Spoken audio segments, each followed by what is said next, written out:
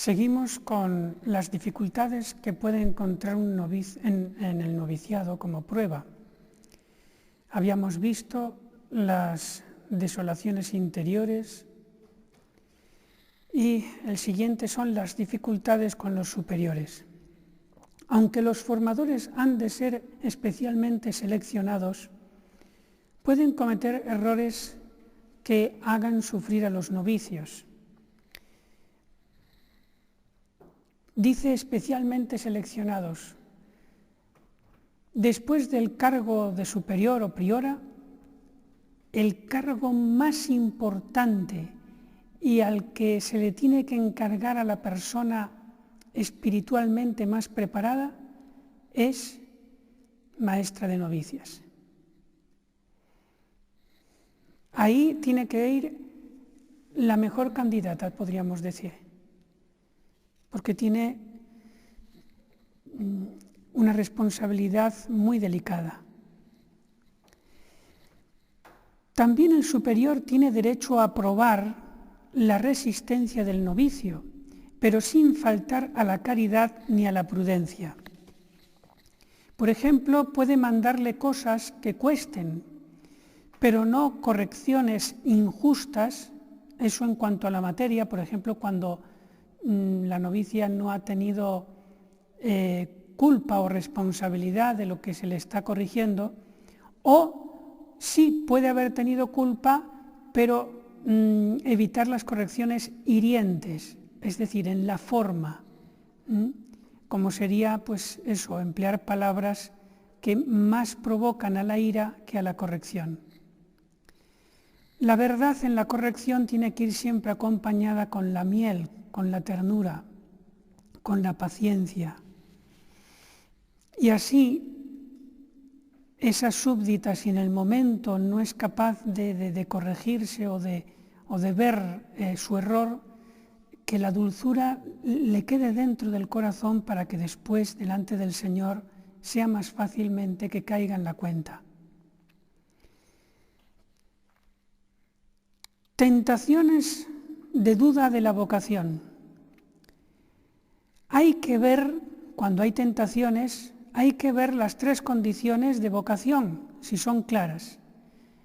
Primero, buena intención, y basta con tener buena intención de querer entrar en el claustro para más facilidad de salvarse, aunque no es la intención más pura y más importante, sino la de concrucificarse con Cristo. Esa es la intención mejor, pero también pueden haber otras intenciones muy buenas y válidas.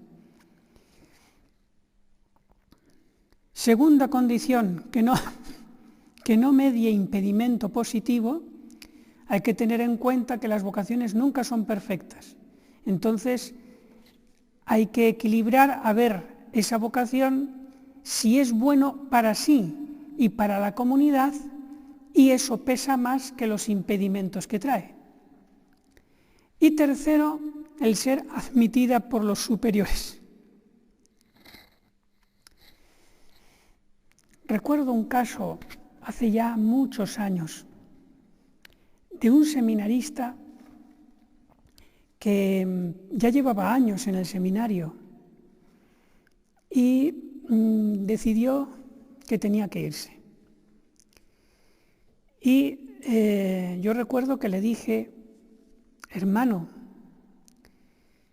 si usted volviendo al mundo, usted aquí ha estado en gracia de Dios todo el tiempo, en el seminario, si usted vuelve al mundo y comete un solo pecado mortal, tenga usted por absolutamente seguro que se ha equivocado y que usted tiene vocación. Y se equivocó al retirarse, porque un pecado mortal es lo peor que hay, y para evitarlo valía la pena estar en religión. Podríamos hacer una comparación. Si a usted le dijesen: mira, si entra usted en el convento, va a evitar que haya un terremoto que mate 10.000 personas. ¿Entrarías en el claustro? Hombre, claro que sí, 10.000 personas salvaría, vale la pena. Pues, ¿qué es peor, un terremoto de 10.000 víctimas o un solo pecado mortal. Es muchísimo, incomparablemente peor un solo pecado mortal. Y si decimos que entrando en el claustro vas a evitar que 1 millón de personas mueran en una guerra o en una epidemia, ¿entrarías en el claustro? Claro que sí. Pues un pecado mortal es muchísimo peor que 1 millón de víctimas en una epidemia. Por eso yo le dije al hermano, has estado aquí todo el tiempo en gracia de Dios, con tus defectos, con tus cosas. Si en el mundo cometes un pecado mortal, te has equivocado de arriba a abajo. Porque aunque sea solo para evitar eso, aunque sea solo para evitar un pecado mortal, ya es válido, ya es de peso de entrar en la vida religiosa. Efectivamente, volvió al cabo de un tiempo y me dijo, sí, padre, cometí un pecado mortal en el mundo. Me acordé de lo que usted me dijo y volví.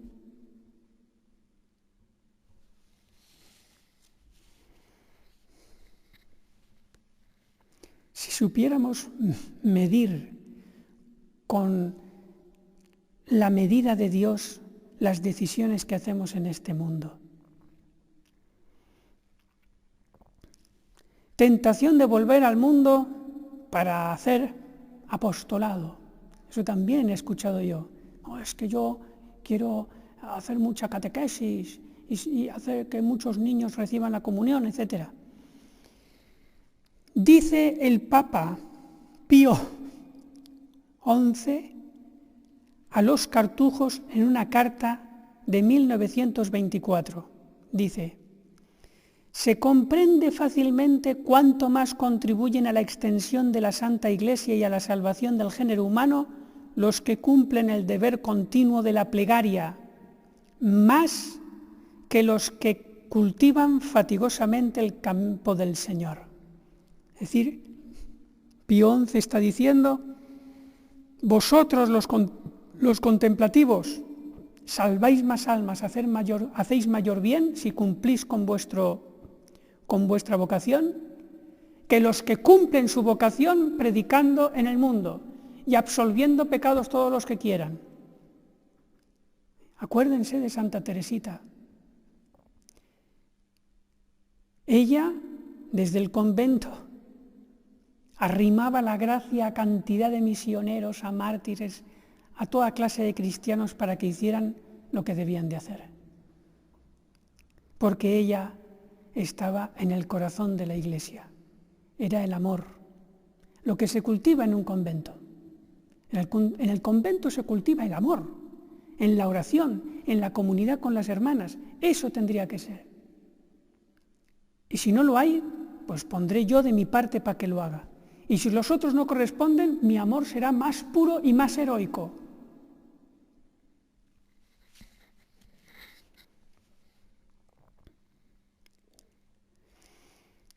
Para perseverar es necesario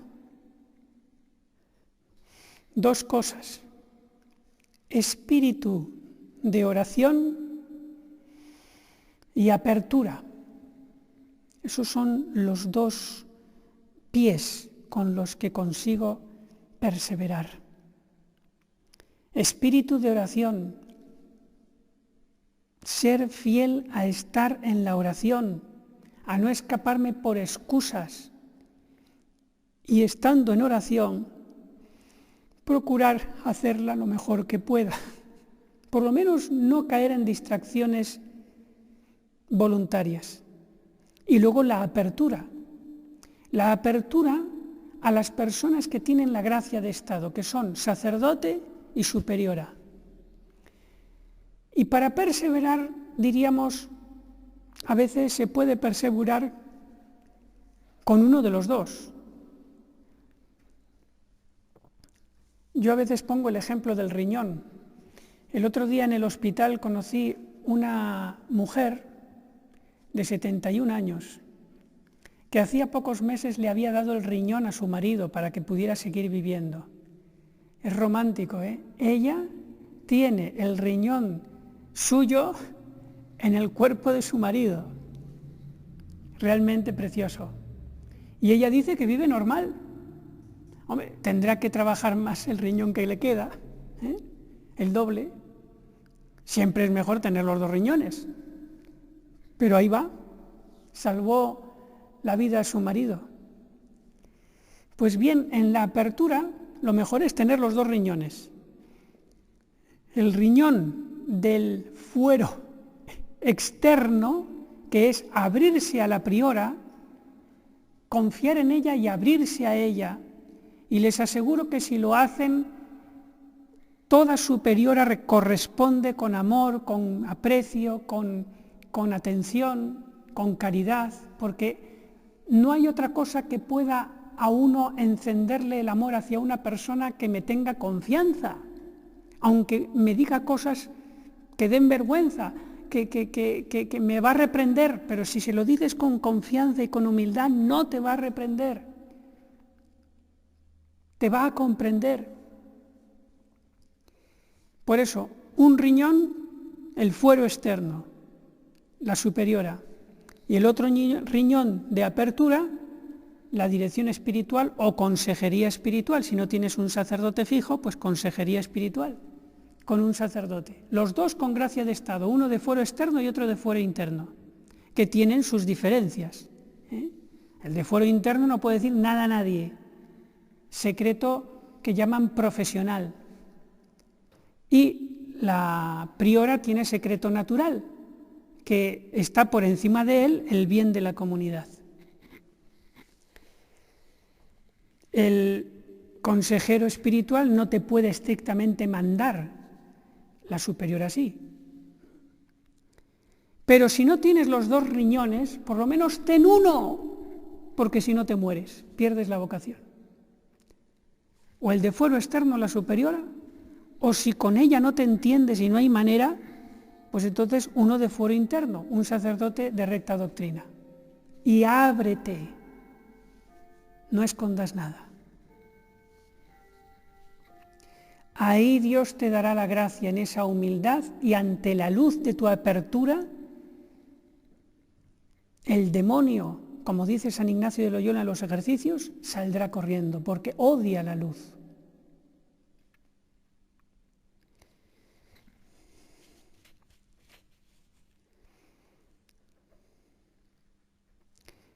Dice San Alfonso María Ligorio que no hay que discurrir o reflexionar sobre esas tentaciones contra la vocación, sino orar y rechazarlas, como en las tentaciones contra la castidad y contra la fe, que no hay que razonar con ellas, sino rechazarlas. Hay que descubrir la tentación al Padre espiritual y a los superiores al principio. Si no se hace, dice San Alfonso, se perderá la vocación. De ahí que vienen, y yo a veces llegan a mis oídos, casos de auténticas sorpresas. Una monja que no daba que hablar, que tenía sus cosillas, pero lo normal, y de repente se fuga del convento. No tenía apertura. El cáncer que tenía dentro se la comió y nadie pudo ayudarla, porque no se abrió.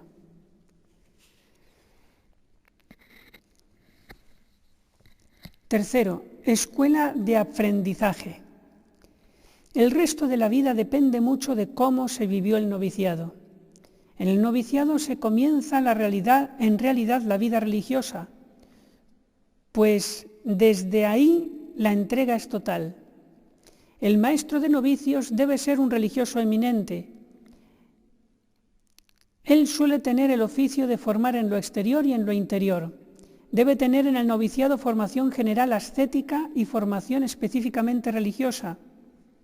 A los superiores les incumbe echar a los que son indignos, no al maestro de novicios. El maestro de novicios no debe ni siquiera decir a la novicia: ¿tú qué haces aquí? Vete ya, no tienes vocación. Es una metedura de pata total, que yo he escuchado que alguna vez se ha hecho, y no estoy hablando de aquí, que la maestra de novicias le dice a la novicia: mire, tú no vales, fuera. Eso lo decide la superiora, no la maestra de novicias. A veces la maestra de novicias tiene que consultar, informar a la priora, muy bien, pero nada más.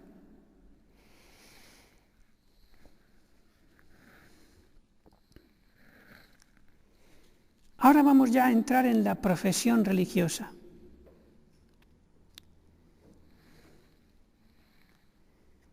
En la profesión de los 3 votos sustanciales en manos del superior, éste acepta esa donación en nombre de Dios, de la Iglesia y del instituto.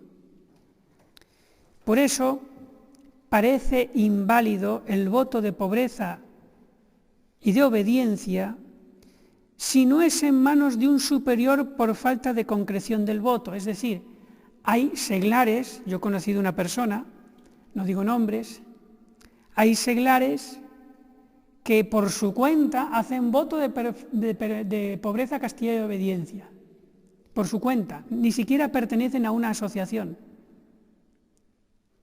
Pero, de castidad, vale, de acuerdo, pero de pobreza, si todavía tienes cosas que son propiedad privada tuya, y de obediencia, ¿a qué superior? Al Papa.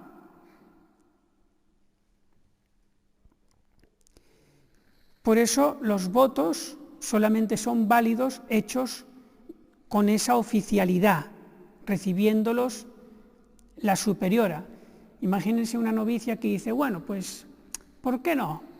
Si la superiora no me quiere dar los votos o me los retrasa, pues yo voy, me pongo delante del Santísimo, hago voto perpetuo de pobreza, castidad y obediencia. No es válido, nada.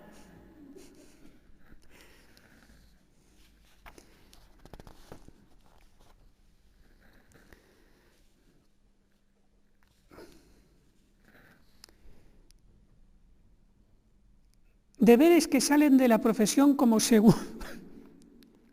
segundo bautismo. Tendencia a la perfección. En el orden del ser, el profeso es alguien sagrado.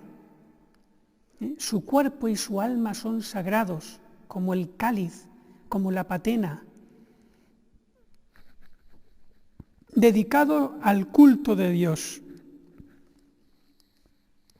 De aquí una especial obligación de trabajar para ser santo. Cuando hablamos de los 3 votos que hacen sagrada a una persona, nos referimos a los votos públicos, los que se hacen en nombre de la Iglesia, no los votos privados. Yo todavía tengo votos privados, según las constituciones, aprobadas con el visto bueno de Roma, pero son todavía privados. Los de ustedes son públicos, porque son en nombre de la Iglesia. Los votos no son el fin, sino el medio para la santidad. Se estará en religión para tener mejores medios para la santidad.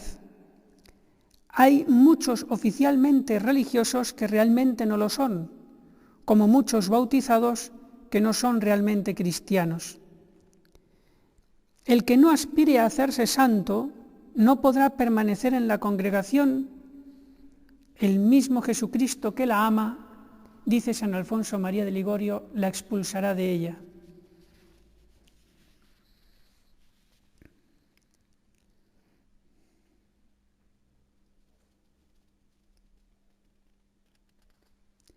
Ante todo, hay que ser religioso, después apóstol sin detrimento de lo primero. El que entra en el estado religioso no está obligado a utilizar todos los medios existentes de perfección, sino solamente los indicados por la regla que abrazó. La regla es el gran sacramento de santificación.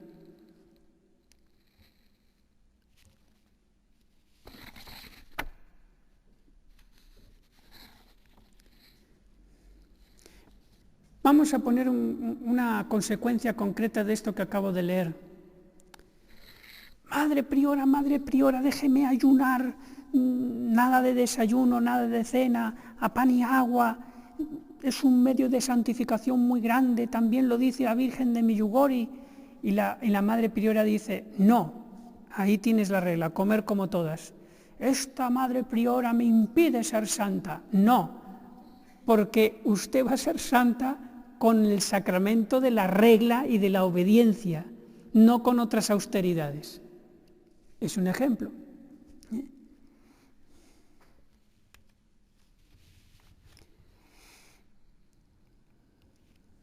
Gravedad moral de la tendencia a la santidad.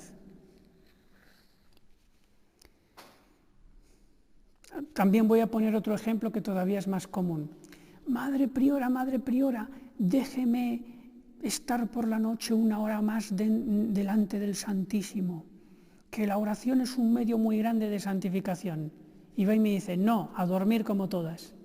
Esta superiora que me impide ser santa porque tengo devoción por la noche y no me deja rezar. Otra vez lo mismo. Que no, que es la regla. Y que si el Señor te inspira a hacer algo extra, además de la regla, pues que te lo apruebe la superiora. Entonces sí.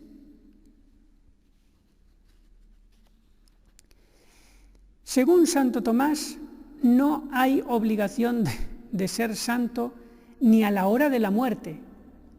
Esto ahora lo explicaré. En conciencia importa más el trabajo que el resultado, es decir, que lo que me obliga bajo pecado es a intentar poner de mi parte ser santo. Eso sí, si yo digo un día no quiero ser santo, no lo voy a intentar, entonces ahí cometo pecado contra mi profesión religiosa.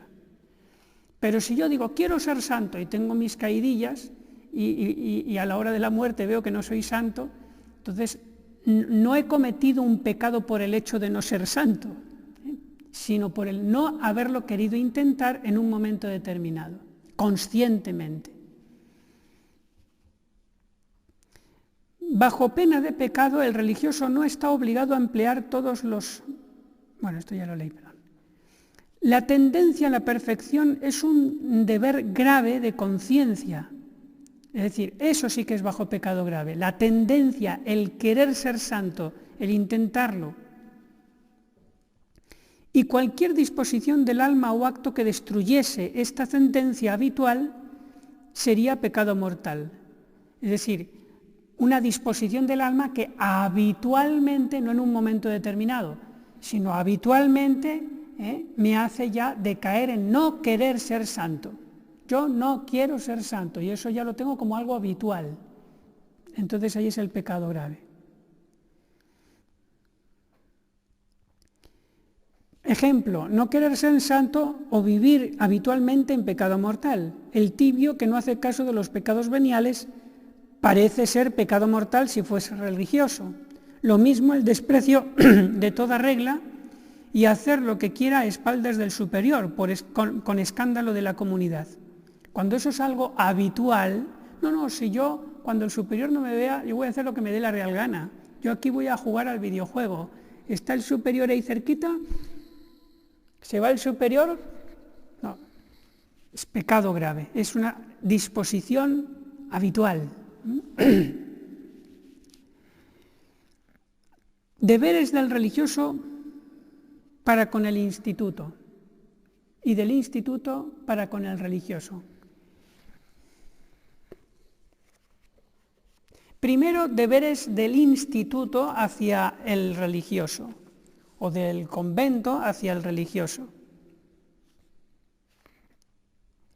La congregación se compromete en la profesión religiosa con cada uno de sus miembros a considerarlo y tratarlo como a hijo suyo, a proporcionarle sustento diario para el cuerpo y para el alma, a prestarle cuidado cuando enferme, con todos los cuidados compatibles con la pobreza, a utilizar lo mejor posible para la gloria de Dios el bien de la orden y la salvación de las almas, sus fuerzas físicas, sus cualidades intelectuales y virtudes morales, a no arrojarlo nunca de su seno, a no expulsar al miembro si no se hace indigno o incorregible. En una palabra, a ser para él una verdadera madre. y ese ser madre se representa, se concreta en la figura de la superiora. Esos son los derechos que tienen los religiosos frente al instituto, convento o congregación. Y vamos a dejar para mañana ya el ir enumerando los deberes del religioso para con la congregación o para con el convento. Es como una especie de contrato cuando se hace la profesión religiosa. La congregación se compromete a y el religioso se compromete a. Y luego, aunque uno de los dos no cumpla, el otro sí que tiene que seguir cumpliendo. Es como el matrimonio. Aunque el uno ya se quiera separar, el otro sigue, los dos siguen casados. Uno siempre tiene que ser bueno. Si uno adultera, el otro no tiene derecho a adulterar.